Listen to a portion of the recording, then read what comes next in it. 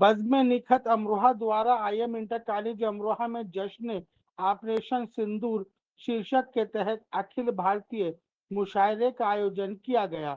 मुशायरे की शमः रोशन कर्नाटक से आए विशेष अतिथि अब्दुल रज़ाक उर्फ बाबा चौधरी ने प्रज्वलित की।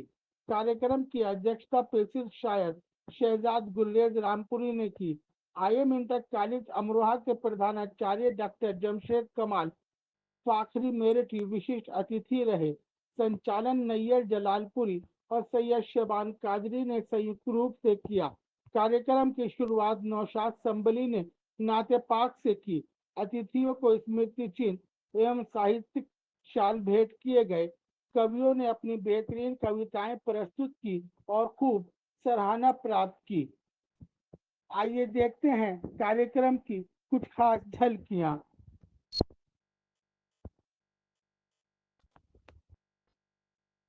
शहजादा गुलरेज रामपुरी ने कहा कि बजाय सीने के आंखों में दिल धड़कता है, ये इंतजार के लम्हे अजीब होते हैं। फाखरी मेरठी ने कहा किसी कमदर्द के हिस्से में नहीं आ सकते, हम समंदर हैं, कटोरे में नहीं आ सकते। नैयर जलालपुरी ने कहा बुन रहा था जो प्यार का स्वेटर, वो सलाई में ऊन छोड़ गया। हाशिम फिरोजाबादी ने कहा जिनको पढ़ने से फसादों को हवा मिलती हो, ऐसे अशार से बेहतर है कि गूंगा हो जाऊं। सैयद शबान कादरी ने कहा आज कुछ भी सही नहीं होगा, रात देखा था मैंने ख्वाब गलत। नखत अमरोही ने कहा मैं क्या हूँ कौन हूँ इससे गरज नहीं कोई, यही बहुत है कि हिंदुस्तान की बेटी हूँ। सलीम अमरोही ने कहा मैं जितना सब्र करता आ रहा हूँ वो उतना आजमाता जा रहा है। खुर्शीद हैदर ने कहा किसी की ताजपोशी हो रही है, किसी का सर उतारा जा रहा है। डॉक्टर जमशेद कमाल ने कहा जाना है किस समंद उसे वो अपना रास्ता भूल गया, इतने चेहरे बदले उसने असली चेहरा भूल गया। कशिश वारसी ने कहा उंगलियों से तेरी तस्वीर बना दी हमने, जम गई आका जहां कमरे की दीवारें पे खाक। अमरोहा से सैयद जमशेद की रिपोर्ट। कहना उर्दू गजल का राजकुमार, वाह वाह वाह, उर्दू शायरी का शहजादा, आहा, मुशायरे का देवानंद, क्या कहना। शहजादा गुलरेज है।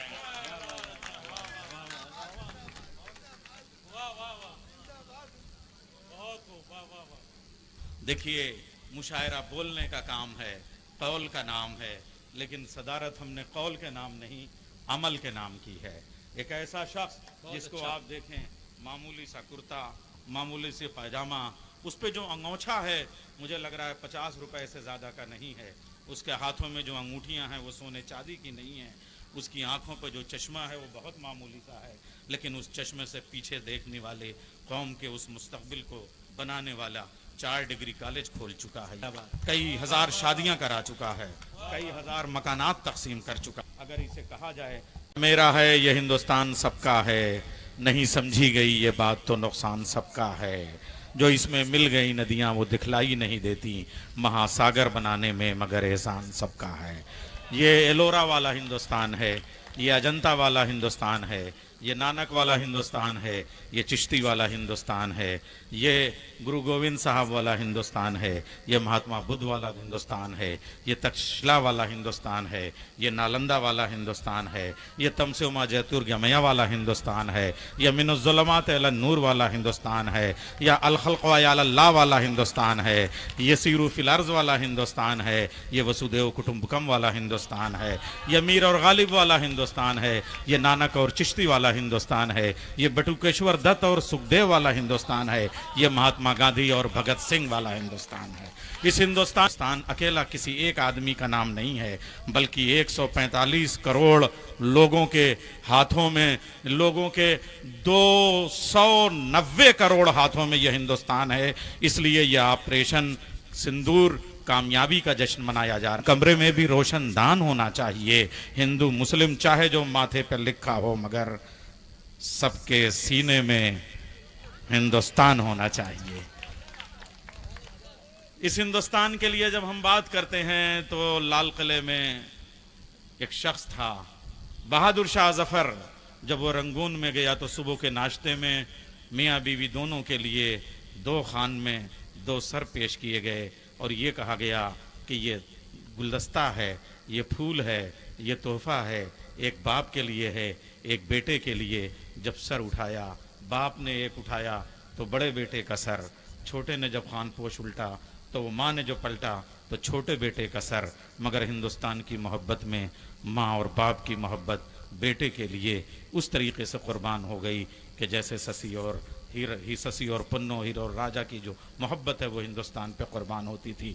उस वक्त बहादुर शाह जफ़र और उनकी बीवी की आंखों में आंखें डाल के अंग्रेज़ ने एक उर्दू ज़बान में शेर तंज़ भरी निगाहों के साथ कहा, दमदमे में दम नहीं अब खैर मांगो जान की, ऐ जफ़र ठंडी हुई शमशीर हिंदुस्तान की।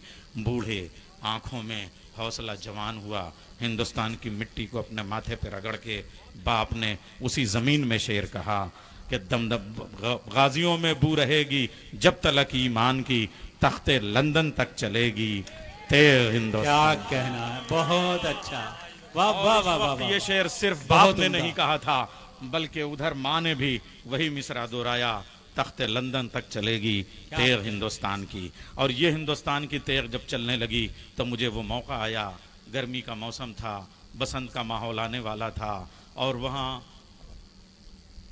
काकोरी के पास ट्रेन का वाक़या हो चुका था। जेल में ठाकुर अशफाकुल्ला खां और पठान दर्शन सिंह ने पंडित राम प्रसाद बिस्मिल से कहा, जश्न मनाया जाना है, जेल में भी मनाएंगे। ये तो IM कॉलेज है, जेल में जश्न मनाया जाएगा, कोई नगमा होना चाहिए, कोई गीत होना चाहिए। तो राम प्रसाद बिस्मिल ने एक नगमा लिखा, मेरा रंग दे बसंती चोला, मेरा रंग दे बसंती चोला। बहुत अच्छा।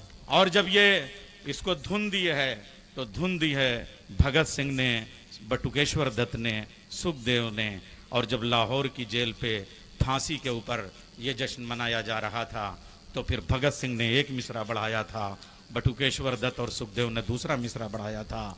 इसी रंग में गांधी जी ने नमक पे धावा बोला और उसके बाद फौरन भगत सिंह ने कहा, इसी रंग में भगत सिंह ने बम का फेंका गोला, मेरा रंग दे बसंती चोला, मेरा रंग दे बसंती। बहुत अच्छा। ये मैंने मिसरे नहीं पढ़े हैं, हिंदुस्तान की फिक्र पढ़ी है, हिंदुस्तान का नजरिया पढ़ा है। गांधी जी की नरमी अपनी जगह, भगत सिंह की गर्मी अपनी जगह, मगर हम शायरी के एक ही बहर में दोनों मिसरों को रख के भगत के साथ गांधी को भी रखते हैं, गांधी के साथ भगत को भी रखते हैं। सियासतें बांटने की कोशिश ना करें, हिंदुस्तान के नाम पे नजरिए भी एक नजर में नजर आते हैं। क्या कहना, जिंदाबाद। यही नहीं बल्कि इसी के साथ जब ये पूरा कुर्बानियों का सिलसिला आगे बढ़ा तो मुझे आज से 25 साल पहले 20वीं सदी के आखिरी बरसों में जब माटी रतन सम्मान गैर मुनक़सिम फैज़ाबाद में दिया गया था तो मैंने उस फांसी के तख्ते पे खड़े होके फिर उस वक्त अशफाकुल्ला खां का वो शेर पढ़ा था जो आज तक मुझे याद है। मेरे पाँव कांप रहे थे।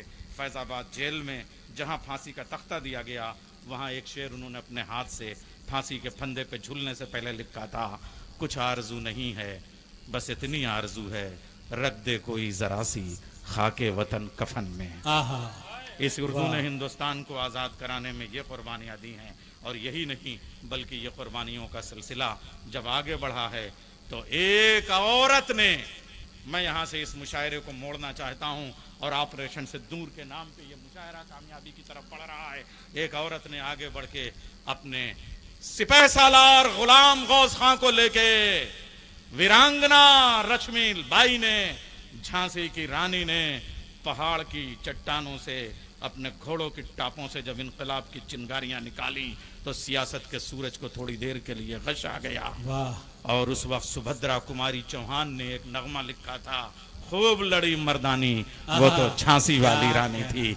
मगर आज 50 बरस के बाद सुभद्रा कुमारी चौहानी से मतभेद करते हुए, नजरियाती अख्तलाफ करते हुए नैयर जलालपुरी का एक एतराज लिखवाना चाहता हूँ कि बहन सुभद्रा कुमारी चौहान, तुमने बहुत अच्छा ये नगमा लिखा, खूब लड़ी मर्दानी वो तो झांसी वाली रानी थी। मैं तब्दील कराना चाहता हूँ, वो मर्दाना नहीं लड़ी थी बल्कि जब हिंदुस्तान के गुलामाना जहनियत के मन अपनी मूछों और पगड़ियों के साथ घरों में खामोश बैठ क्या गए थे, कहना। तो एक औरत ने वाह। उस वक्त मर्दों की गैरत को ललकारने के लिए क्या तमाचा कहना। मारा था। बहुत अच्छा, जिंदाबाद।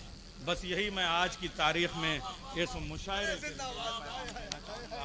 के ये जो मुशायरा आज मुनक़िद किया गया है, ये ऑपरेशन सिंदूर के बाद मर्दों ने क्या किया मुझे नहीं पता, मगर अमरोहे की एक बेटी ने, हिंदुस्तान की एक दुख्तर ने, मेरी बहन नक्कत अमरोही ने आज ये जश्न करके बताया कि जब भी इनकलाब की बात आएगी, हिंदुस्तान की हिफाजत की बात आएगी, तो औरत शाने से शाना मिला के, कंधे से कंधा मिला के, इस तरीके से जश्न करके अपनी कुर्बानियों को वो साथ में शामिल जिंदाबाद। रखेगी।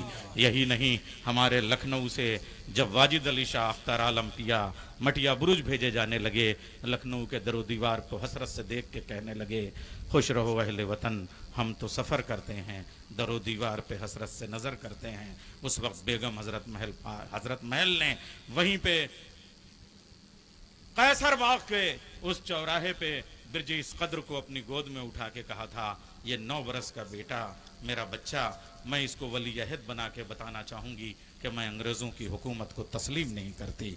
आज बहन कर्नल सूफिया कुरैशी को खिराज मोहब्बत पेश करने के लिए नखत अमरोवी की जानिब से यह मुशायरा उसी तस्वीर को याद दिला रहा है। बहुत अच्छा है, क्या कहना। अब एक और मरहला इस मुशायरे की सदारत का होता है। दुनिया के मुशायरों के लिए 1000 चीज़ें होनी चाहिए, तब एक मुशायरा कामयाब होता है। ऑडियंस भी हो, शहर भी हो, शहनशीन भी हो, सामीन भी हो, तहत भी हो, तरन्नुम भी हो, तंज भी हो, मज़ाह भी हो, शायर भी हो, शायरा भी हो।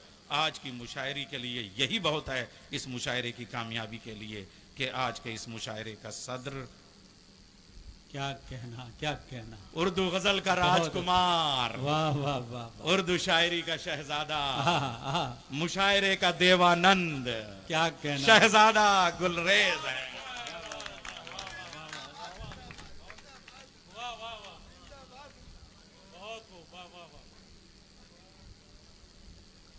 एक ही नाम होता है सदारत, सदारत के बाद दूसरा बड़ा नाम। देखिए, मुशायरा बोलने का काम है, कौल का नाम है, लेकिन सदारत हमने कौल के नाम नहीं, अमल के नाम की है। एक ऐसा शख्स जिसको आप देखें, मामूली सा कुर्ता, मामूली सी पैजामा, उस पे जो अंगोछा है मुझे लग रहा है 50 रुपए से ज़्यादा का नहीं है। उसके हाथों में जो अंगूठियां हैं वो सोने चांदी की नहीं है। उसकी आंखों पर जो चश्मा है वो बहुत मामूली सा है, लेकिन उस चश्मे से पीछे देखने वाले कौम के उस मुस्तकबिल को बनाने वाला 4 डिग्री कॉलेज खोल चुका है ये शख्स। आहा, क्या हॉस्पिटल कहना बना है। चुका जिंदाबाद जिंदाबाद। कई हजार शादियां करा चुका है, कई हजार मकानात तकसीम कर चुका है ऐसा शख्स। और आज भी अगर इसे कहा जाए तो क्या मरीजों के बिस्तर से उतरी हुई चादरों से अपनी शर्ट बना भाई, के आहा, पहनने को तैयार। जिंदाबाद जिंदाबाद जिंदाबाद। वाह वाह वाह वाह वाह वाह वाह वाह वाह वाह। बहुत उम्दा नैयरबाज, जिंदाबाद। बाबा चौधरी, जिला बीदर। ये बीदर शरीफ कोई मामूली जगह नहीं है। मुझे लगता है ख्वाजा बंदा नवाज गेसुदराज से लेके बाबा चौधरी तक ये वो सरजमीन है जिसकी मिट्टी से हिंदुस्तान के झूमर बनाए जाते रहेंगे। और तसव्वुफ की आगोश में हमारी उर्दू गज़ल अमीर खुसरो से लेके बीदर तक पहुंची, और बीदर से कर्नाटक, और कर्नाटक से होती हुई दिल्ली, और दिल्ली से लखनऊ तक गई थी। तो आज हम उसी पूरी तहजीब को याद कर रहे हैं। एक बार मेरी जानिब से आज के चीफ गेस्ट के लिए आप तालियां। क्या कहना, जिंदाबाद। इसकी ये चीज़ें हो चुकी हैं। बस आज मैं देखिए एक और बात, जब मैं फखरी मेरठी के लिए बात करूंगा तो करूंगा, लेकिन इंसान के लिए सबसे बड़ी कामयाबी है। कॉलेज में जमशेद साहब आप प्रिंसिपल हैं, खुर्शीद साहब, मैं एक बात कहना चाहूँगा कि किसी उस्ताद की कामयाबी यही है कि वो एक शागिर्द पैदा कर ले। मैंने नखत से कहा, तुम्हारे उस्ताद मेरे 40 साल पुराने दोस्त हैं, मगर उनका लाओबालीपन कब ख़त्म होगा? मेरी 50 किताबें छप चुकी हैं, आज तक उनकी एक किताब भी नहीं छपी। उसने भरपूर तंज में जवाब दिया, नैयर भाई क्या कम है जिसकी मुंह बोलती किताब का नाम नखत अमरोही हो, क्या उसको किसी और किताब की ज़रूरत होगी? क्या कहना है, जिंदाबाद जिंदाबाद भाई। बहुत अच्छा, बहुत अच्छा।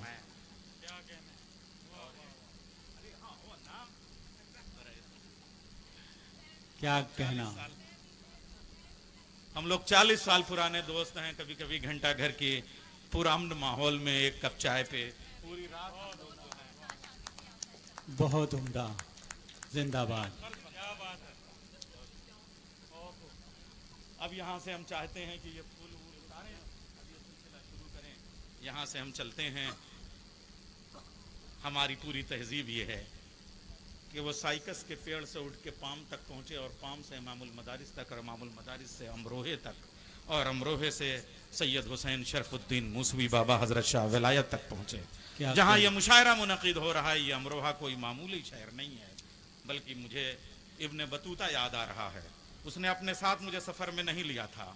मुझे नहीं पता कि वो कितनी अंगूठियाँ पहन के आया था, उसका शलूका कैसा था, उसकी पगड़ी और अम्मामा कैसा था, उसका तहतुल हनक कैसा था, मगर इतना जानता हूँ सरंदीप से कोहे हिमालय से होता हुआ, जिस वक्त वो हमारे अयोध्या से होता हुआ ये यहाँ गंगा यमुना से सरस्वती से होते हुए बान नदी तक आया था, तो मैंने उसका सफ़रनामा जब पढ़ा तो वहाँ पे आके मेरी निगाह ठहर गई। वो ये कहता है, पूरे हिंदुस्तान में सफ़र करने के बाद हिंदुस्तान की मोहब्बतों की कसम खा के कह सकता हूँ कि मेहमान नवाजी जैसी शहर अमरोहा में होती है, वैसी पूरे हिंदुस्तान में और कहीं नहीं होती। वाह।